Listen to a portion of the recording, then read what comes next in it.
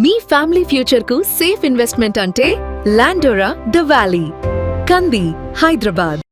ఆంధ్రప్రదేశ్ ముఖ్యమంత్రి చంద్రబాబు నాయుడు రాష్ట్ర సమగ్ర అభివృద్ధి కోసం కొన్ని ప్రణాళికల్ని తరచూ ఆవిష్కరిస్తూ వస్తున్నారు. అదే క్రమంలో ఇప్పుడు విశాఖపట్నంలో ప్రతిష్టాత్మకమైనటువంటి భారత మండపం, అంటే ఢిల్లీలో ఉన్నటువంటి ప్రగతి మైదాన్లో ఏర్పాటు చేసినటువంటి ఇండియా ఇంటర్నేషనల్ కన్వెన్షన్ సెంటర్ తరహాలో విశాఖలో ఒక అంతర్జాతీయ స్థాయి కన్వెన్షన్ సెంటర్ని ఏర్పాటు చేయాలని చెప్పని డిసైడ్ చేశారు. మంత్రులు వివిధ సందర్భాల్లో అధికారులతో జరిగినటువంటి సమీక్ష నేపథ్యంలో ఆయన ఈ డైరెక్షన్స్ ఇచ్చారు. అలానే అటు ఉత్తరాంధ్రతో పాటు ఇటు రాయలసీమ కూడా ఒక ప్రత్యేకమైనటువంటి ఐడెంటిటీని తీసుకొచ్చే ప్రణాళికను ఆవిష్కరించారు. ముఖ్యంగా తిరుపతిలో వివాహ వేడుకలకి తిరుపతి ఒక డెస్టినేషన్ పాయింట్గా మారాలి. ఎందుకంటే తిరుపతిలో వివాహం చేసుకున్న వెంటనే వెంకటేశ్వర స్వామి దర్శనానికి వెళ్ళాలనేటువంటి ఆశ కలగడం నవదంపతులకు సహజంగా జరిగేటువంటి అంశం. కాబట్టి దీన్ని దృష్టిలో పెట్టుకొని విశాఖని ఎలా అయితే కార్పొరేట్ సమిట్స్కి టార్గెట్, అంటే ఒక వేదికగా మలచాలని భావిస్తున్నారో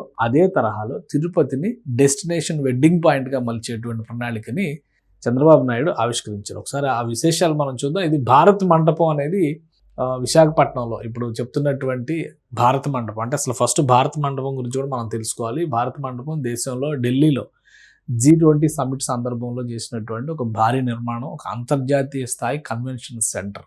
ఒక భారీ ఈవెంట్లు నిర్వహించాలంటే కనుక ఇది ప్రగతి మైదాన్ ఇదివరకు ఒక ఓపెన్ గ్రౌండ్గా ఉండేది. దాన్ని ఒక కళాత్మకమైనటువంటి కన్వెన్షన్ సెంటర్గా భారత సంస్కృతి ఉట్టిపడే విధంగా కేంద్ర ప్రభుత్వం తీర్చిదిద్దింది. ఇది ఒక డెస్టినేషన్ పాయింట్ కింద అన్నిటికీ మారుతుందన్నమాట. One of the India's largest and most iconic convention centres Bharat Mandapam offer state of art infrastructure, expansive exhibition halls and seamless connectivity. ఇవన్నీ కూడా ఇందులో ఉన్నటువంటి ప్రత్యేకతలు అనమాట. అలానే ఇక్కడ రీచ్ అవ్వడానికి ఉన్నటువంటి ఇది ఏంటి, ట్రాన్స్పోర్టేషన్ ఫెసిలిటేషన్, అంటే ఇక్కడ ఫుడ్ కోర్ట్స్ కానీ ఇతర వెన్యూస్ కానీ ఇవన్నీ భారత మండపంకి సంబంధించినటువంటి ఏర్పాట్లు. అలానే ఈ భారత మండపం ఫోటో చూస్తే కూడా మనకి ఒక క్లియర్గా అద్భుతమైనటువంటి సెంటర్ అనేటువంటి విషయం అర్థం చేసుకోవచ్చు. అదే తరహాలో విశాఖపట్నంలో ఒక భారీ నేషనల్ లెవెల్ కన్వెన్షన్ సెంటర్ని నిర్మించాలని చెప్పని రాష్ట్ర ప్రభుత్వం నిర్ణయించింది. అదే విషయాన్ని మంత్రులు అధికారులతో జరిగినటువంటి సమీక్షలో సీఎం చంద్రబాబు నాయుడు సూచించారు. అలానే కొన్ని డైరెక్షన్స్ ఇచ్చారు. వాటిలో భాగంగా ప్రతి జిల్లాలో శిల్పారామం తరహాలో ఆంధ్రుల సంస్కృతి వైభవం, అక్కడ చారిత్రక నేపథ్యం తెలిసే విధంగా ప్రతి జిల్లాలో శిల్పారామాలు నిర్మించాలని చెప్పని రాష్ట్ర ప్రభుత్వం భావిస్తుంది. అలానే కులినరీ ఇన్స్టిట్యూట్ని తిరుపతిలో ప్రవేశపెట్టాలంటే వంటలకి సంబంధించి పాకశాస్త్రానికి సంబంధించినటువంటి ఒక సంస్థని ఏర్పాటు చేయాలి తిరుపతిలో. అదేవిధంగా తిరుపతిలో to be developed as a wedding destination point. So ఈ రెండు కూడా విందు, వివాహ వేడుక, ఈ రెండింటికి కూడా ఇంటర్లింక్ ఉంటుంది. రాబోయేటువంటి రోజుల్లో ఇటు బెంగళూరు, చెన్నైకి మధ్యలో ప్రత్యేకమైనటువంటి తీర్థయాత్రా స్థలంగా ఉన్నటువంటిది, ప్రపంచవ్యాప్తంగా ఉన్నటువంటి హిందువులు సందర్శించుకునేటువంటి తిరుమల క్షేత్రం ఉన్నటువంటి ప్రదేశం.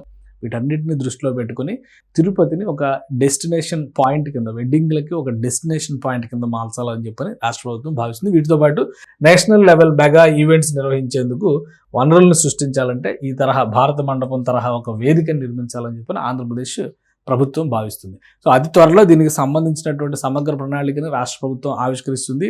ఇప్పటివరకు అమరావతి మాత్రమే అంటున్నారు. కానీ అమరావతిని రాజధానిగా నిలబెడుతూనే అటు ఫైనాన్షియల్ హబ్గా విశాఖని, డెస్టినేషన్స్కి సంబంధించి కల్చర్ అండ్ సంస్కృతికి సంబంధించినటువంటి అంశాల విషయంలో తిరుపతిని కేంద్రంగా మలిచేటువంటి ప్రయత్నాలు రాష్ట్ర ప్రభుత్వం చేస్తుంది. ముఖ్యంగా 3 రీజియన్స్ కింద, అంటే సిటీ బేస్డ్ రీజియన్స్ కింద అనౌన్స్ చేసింది రాష్ట్ర ప్రభుత్వం. విశాఖ కేంద్రంగా విశాఖ ఎకనామిక్ డెవలప్మెంట్ కారిడార్ అని చెప్పని, అలానే ఇక్కడ అమరావతి కేంద్రంగా ఒక కారిడార్ని, ఇటు తిరుపతి కేంద్రంగా మరొక కారిడార్ని అనౌన్స్ చేసింది. దానికి తగ్గట్టుగానే ఈ ప్రణాళికల్ని ఆవిష్కరించేటువంటి ప్రయత్నం రాష్ట్ర ప్రభుత్వం చేస్తోంది.